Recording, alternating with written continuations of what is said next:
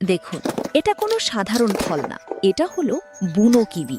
ঘন জঙ্গলের লতার ভেতরে লুকিয়ে থাকা ছোট ছোট ফল। গ্রামের মহিলা খুব যত্ন করে তুলে নেয়। বাড়িতে আনার পর ঠান্ডা পানি দিয়ে ভালো করে ধোয়া হয়। তারপর কিবির খোসা ধীরে ধীরে ছাড়ানো হয় আর গোল গোল টুকরো করে কাটা হয়। ভেতর থেকে দেখা যায় টাটকা সবুজ রং। তারপর এতে চিনি মেশানো হয় আর সারা রাত রেখে দেওয়া হয়।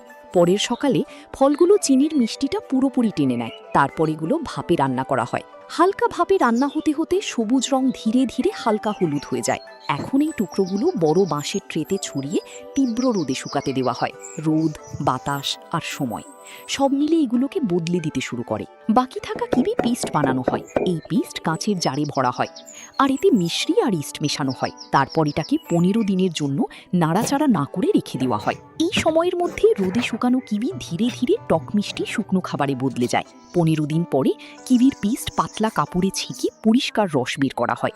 কিন্তু এই রস আর সাধারণ থাকে না। এটা বদলে যায় ঘরে তৈরি কিবি ওয়াইনে। শুকনো কিবি স্ন্যাক্স আর নতুন তৈরি ওয়াইন গ্রামের পুরনো ঐতিহ্য আর পুরনো দিনের স্মৃতি মনে করিয়ে দেয়।